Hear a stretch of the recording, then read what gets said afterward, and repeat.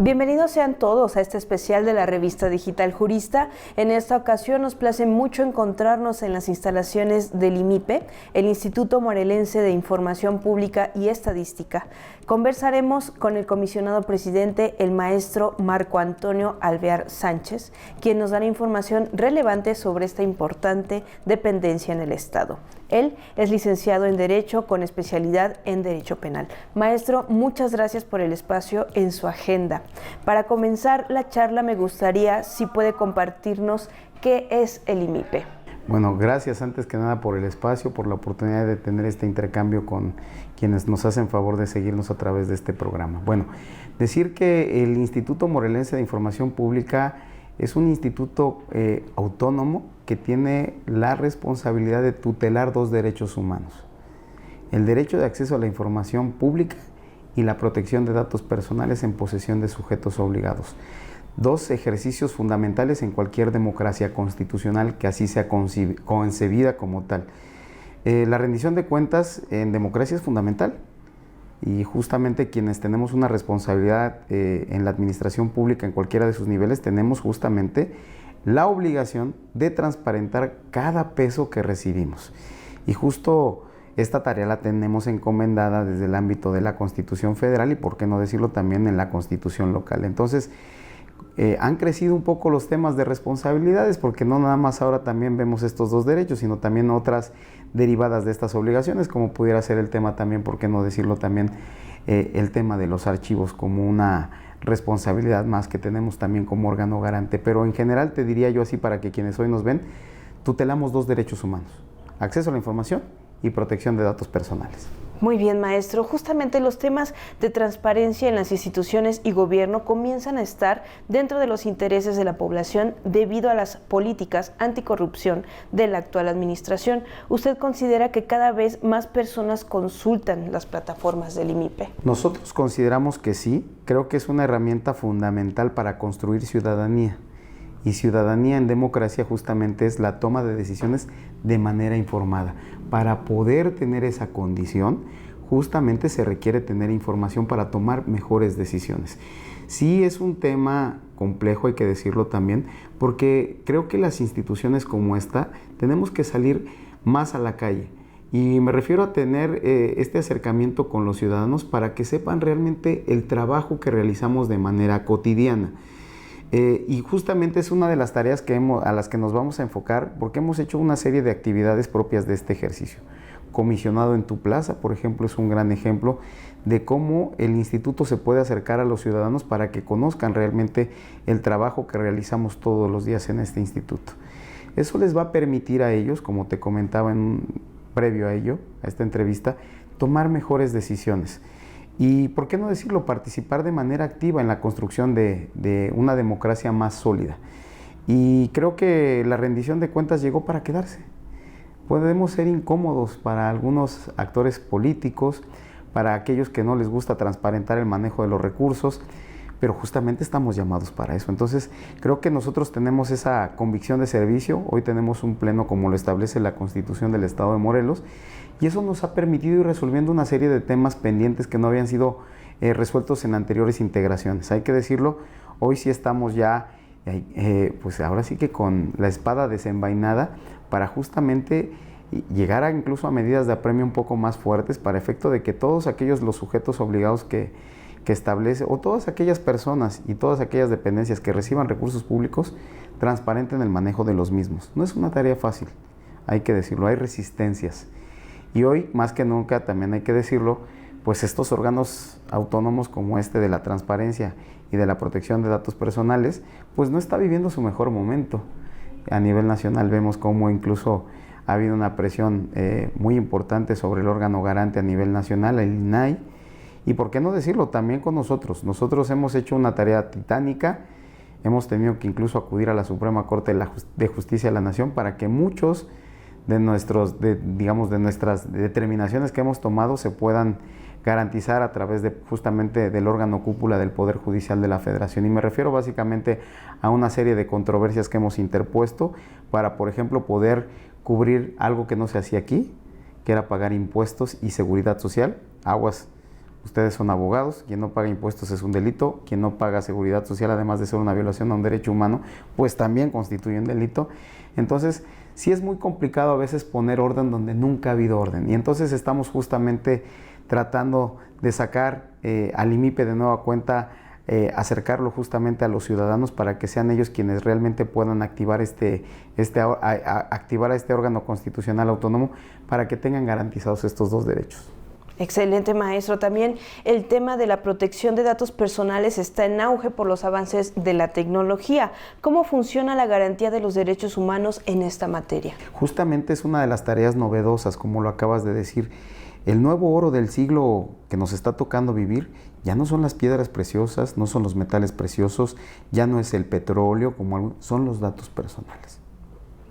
Y hay quienes utilizan estos datos personales para tener un lucro económico, hay que decirlo. Estoy seguro que muchos de ustedes, quienes hoy nos ven en este programa, han recibido, y a veces uno hasta se detiene a analizar de manera seria cómo es que cierta información hoy de estos datos personales pueden andar libremente por ahí sin control alguno.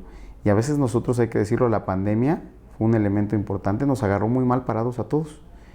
Y entonces la única forma de interactuar, incluso hasta para quienes tomaron clases en el colegio jurista, fue a través de el internet, a través de estas videoconferencias, a través del Zoom, por así decirlo, pero se autorizaron una serie de cookies, una serie de permisos que les permiten hoy a ciertas empresas tener datos personales muy sensibles y que pudieran derivar en una serie de actos ilícitos. Por ejemplo, el robo de identidad, solamente por citar un ejemplo, la violencia llamada digital.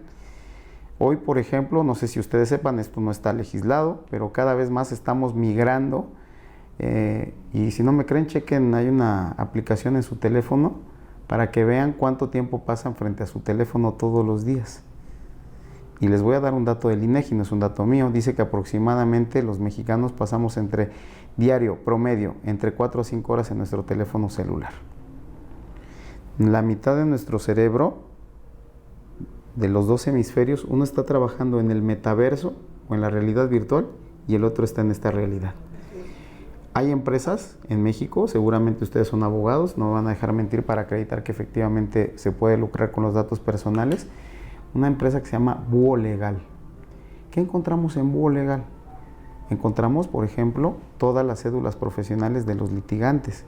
Encontramos, por ejemplo, todas las demandas, y esto hasta suena chusco, que están interpuestas en contra de cualquiera de quienes hoy están siguiendo este programa, por ejemplo. Incluso está más actualizado que el propio boletín judicial de los Tribunales Superiores de Justicia y se cobra mensualmente para poder acceder a esa información. Entonces, sí es importante que seamos cautos en el manejo de nuestros datos personales. ¿Por qué? Porque, vuelvo a insistir, este es el oro de este siglo y se puede lucrar como no tienen idea con esta información. Entonces, sean prudentes, sean cautos con todo lo que suben a las redes sociales, todo lo que comparten a través de las mismas. A veces, quienes ya son más grandes, adultos mayores, piden el apoyo para que se les compre, por ejemplo, porque así me lo pidió mi mamá, una bocina Alexa para poner su música. La cantidad de datos, la cantidad de información que circula solamente en esa aplicación permite tener ubicación en tiempo real, permite también conocer los gustos, las preferencias, y a veces eso no lo entienden o no lo alcanzan a comprender realmente quienes hoy tienen esa edad, pero sí me da mucho gusto que hace unos días, por ejemplo, acudí con niños del DIF de menos de 5 o 6 años y cuando se platicó de un tema novedosísimo, yo les decía, ¿alguien de ustedes sabe qué es, por ejemplo, Roblox? Y ellos todos me dijeron, sí. Y no hubo un niño que no me dijera, yo he jugado Roblox. Estamos ante una generación nueva de ciudadanos. Así es. En esta dirección, maestro, conversábamos sobre las competencias o los perfiles de los abogados para este tipo de defensoría de derechos o de garantías. Pues te diría que justamente es un reto novedoso. Las universidades no están a la altura de este reto.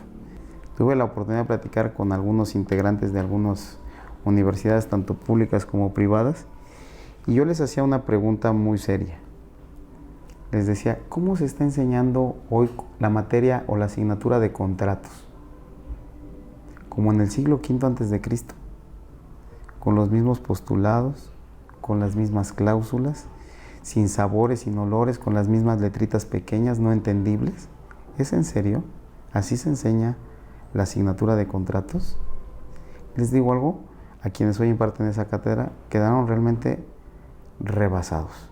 Incluso hoy, a través de un teléfono inteligente, puedo celebrar un smart contract o un contrato inteligente, que incluso tiene más eficacia de cumplimiento en su cumplimiento que cualquier otro que podamos celebrar, incluso con cualquier notario público de este país. Y esa operación la podemos realizar en cualquier parte del mundo. Y cuando tú le preguntas a estos maestros de estas escuelas, sea la que sea, ¿qué es un smart contract? ¿Cuáles son los elementos básicos de un smart contract? ¿A qué nos estamos refiriendo? ¿Cuál es un tema de aplicabilidad, de jurisdicción? Temas mercantiles seguramente estarán muy regulados justamente por el comercio internacional, pero esa realidad ya cambió. ¿Cuántos abogados hoy, por ejemplo, encuentran anteriormente cuando tú egresabas de la facultad, en mis tiempos, tu máxima aspiración era tener un despacho, tener una oficina, y por qué no decirlo, si hacías mérito, ser integrante del Poder Judicial, ya sea local o federal? Hoy, para empezar, yo no sé si haya tantos espacios para tener un despacho, yo creo que no. Hoy mi despacho es mi teléfono inteligente, esa es mi oficina virtual. Y ya no necesito una secretaria, me dice todo lo que tengo que hacer, cuáles son los compromisos, la agenda que tenemos, los asuntos que tenemos que desahogar. Pregunta entonces, ¿cambió o no la dinámica? Sí, incluso, hay que decirlo, ahora que está muy de moda hablar de la inteligencia artificial, hoy ciertos temas de justicia y ¿por qué no decirlo? Para prestar un mejor servicio a los ciudadanos, de mejor calidad, se podría en temas de justicia, impartir justicia a través de la inteligencia artificial.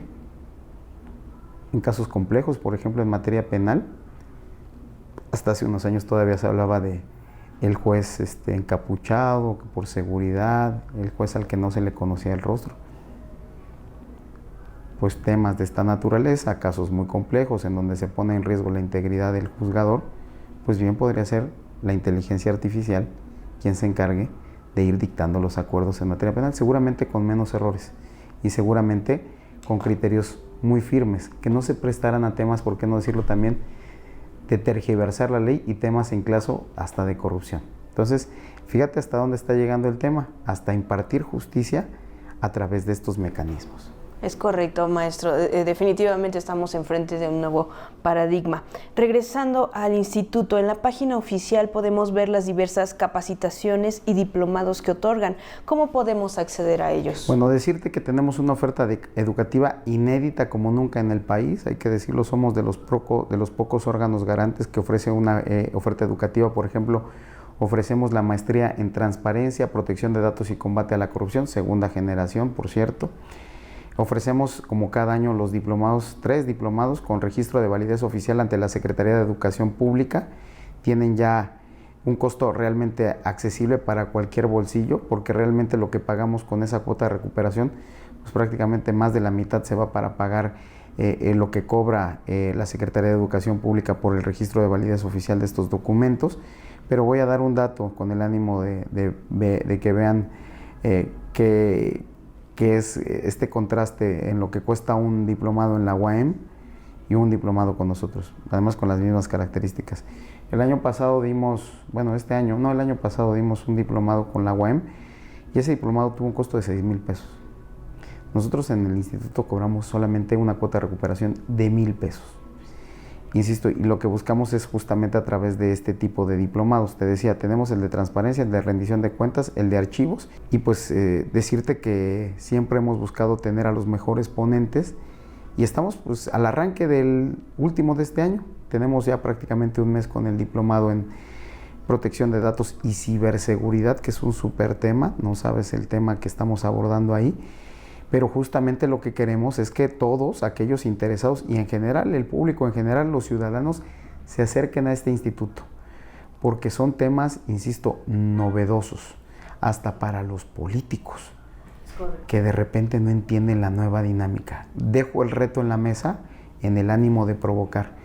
Pasado proceso electoral en Japón, candidatos robots terminaron en tercer lugar, Así es, justamente le quiero preguntar sobre eso, maestro. En esta nueva época electoral, porque estamos viendo también una modificación incluso en la democracia, ¿cómo incide el instituto en estos procesos?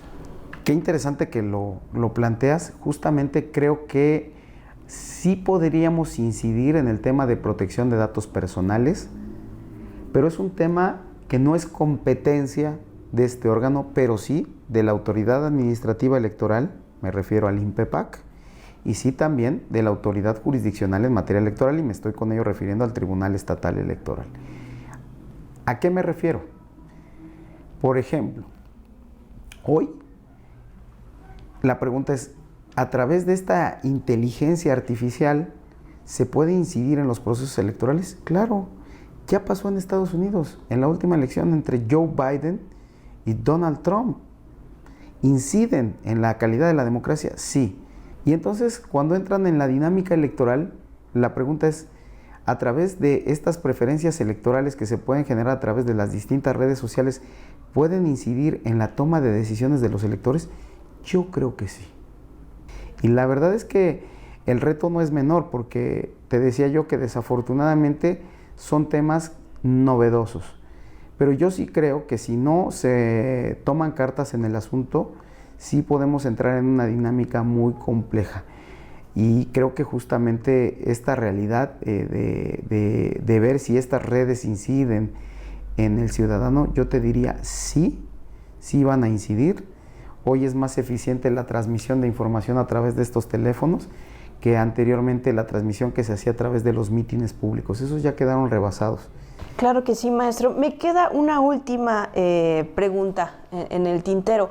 ¿Cómo, si un ciudadano acude al IMIPE para la protección de datos, cómo actúa el instituto para garantizarle sus derechos? Bueno, comentarte que justamente lo puede hacer a través de nuestra plataforma. Bueno, a ver, somos parte del Sistema Nacional de Transparencia. Hay una plataforma nacional de transparencia y es una plataforma, digamos, hasta cierto punto amigable con el usuario.